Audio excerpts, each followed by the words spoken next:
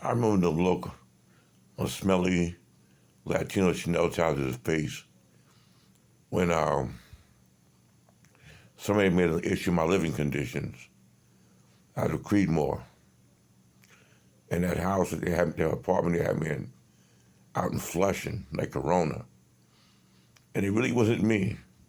It was a case manager of mine who with the state, who just said, when he had to make his first visit, when I got out of the crisis unit, said, yo, do you really want to live here? Because when I first got my first viewing of an apartment I chose, that apartment was like heaven. I mean, it was heaven. When I met Chanel Towers with some flip-flops, with a beautiful pedicure as a Latino, that's right. And when she opened the door, after I waited there for like hours, when she played stupid outside in front, because she told me to meet them in the lobby. I never met them as a housing agency. Normally they provide you transportation, which they did, and they do, I forgot his name. He said, call me, but they do this thing where you kind of get disoriented on medication. So finally she came to the lobby and I heard her say, I said, no, it's me. But I waited there for a long time. As she was out front, like she's looking in both directions at first, making sure the coast was in front of the building. I saw her, but I didn't know. But she had some pedicure feet, and she opened up the door to this apartment, and I was like, yo, I'll take this, right? So they said, okay, we're going to move you in a week. A week later, they used Marie, a Haitian woman who, too, had on flip-flops and a nice pedicure. Dark-skinned Haitian woman. And she played this game, took me to my new apartment with that one bag I had from Creedmoor,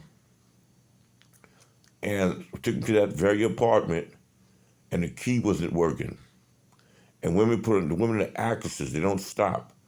They're always bullshitting you, twisting. I'm like, I'm on point. I'm on Howell, I'm like, let's do this.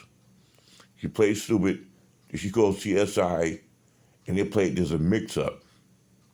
Then that's what they do to me. They cut me out of everything. Instead of taking me back, so that was not the agreement we had. You understand it? And women want to choose for me. That's all they want to do is choose my feelings and thoughts for me. This is the best clever way to try to outthink me and my father to get over on me.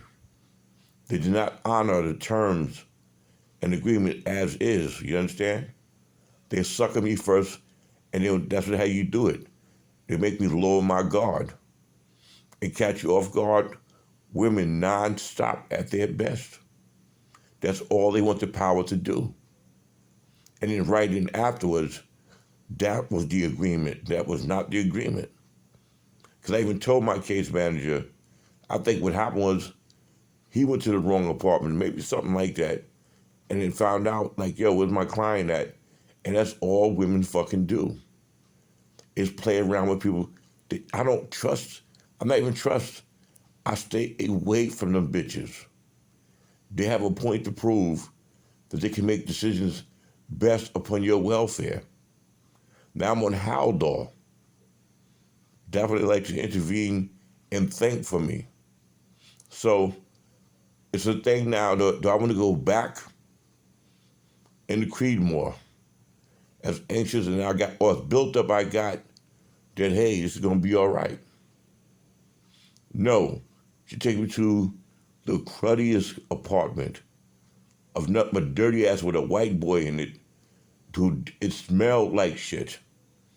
And then when I go to the bathroom, as soon as I take a shit, the white boy start knocking on my door to start the interruption program by the federal government.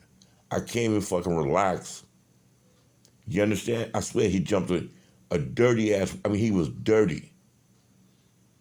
You understand?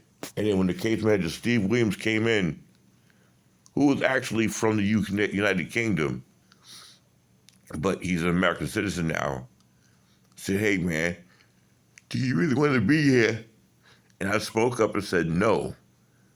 And after that, we had an emergency meeting with Chanel, and you should see the anger and the surprise in her smelly Latino eyes. Does Jeffrey know what's up? Because they're not used to psych patients speaking up. They're used to being scared, going with the flow of smelly women who just want to make decisions for you based upon the way you look sometimes. You get it? And she had Ramon de la Cruz, a man, to try to kill, you get it? For the connection. You're a Dominican dude. Women cannot do, they can never do a crime or a violation to you without a man involved. And it was my case manager, again, and I remember, you see her eyes, and her feet were hot pink, the pedicure she had. I mean, it was a stunning pedicure. And even the case manager made a statement that, damn, her feet did look good. You understand it? And that's how they transfer me around. And they just don't snap out of it, women. They just don't snap out of it. And it's it. It spirals out of control. They just don't like me and I didn't deserve that. So I don't listen to them. Now what they did was petition the state and forestall a case where I'm not allowed to make decisions for myself. That's how far a woman went to be my boss. Through a hospital, you get it? That's it. So laugh. Sit there and laugh at these bitches. They're already overly committed, and they're on record with their statements they have a guardianship. I said, no, I do not. And when one of them said, that's what you think. One of the doctors. You get it? Now they got the Jewish programming. They want to keep telling me I have a guardianship to prove their case, but I was not there. And I didn't have the ability to be there. And then and I told Rob Zeppelin, I don't know what the hell happened to him, to adjourn it. Then I spoke to Emily, the social worker who's in charge, Brandy's sidekick. Hey, can this be worked out to avoid it? And then I went back and told Rob Zeppelin. Then I spoke to, we were always on the same page. But then I had got on dialysis. Either way it was done. It was based upon my decision to do emergency dialysis. Nobody forced me to. I still had the right to choose, right? And so I chose it. So when I got to court, which is someone said, what the fuck is my guardianship for housing? You can't switch a court case topic without informing the people so I could better prepare for that defense. All this shit is fucked. I know law. That's a discovery. You cannot do that. You can't put that upon me. And Rob Zepplin's on the record with a friend of mine saying that shit. You got to let me know shit what I'm up against, whatever the case is. You know what I mean? He didn't do it. Federal government, once again. She got him fucked. No, you're supposed to. So I can get all the evidence I need. If it was housing, that was the thing.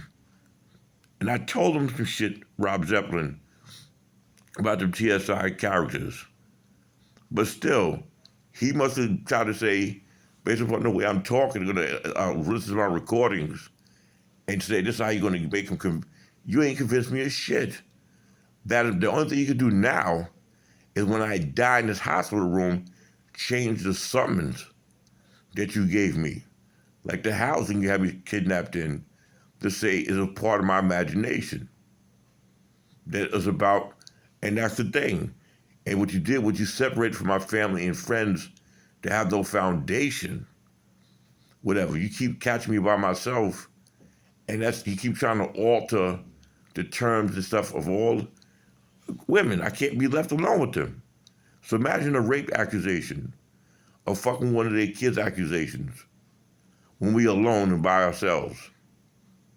You know I can't live with them bitches, with kids, or any circumstance, or about with the woman. You get it? Or they are hell bent, and I will say to you, you shouldn't be with me until this case is settled somehow and cleared up, which is going to put you bitches on guard not to do this no more.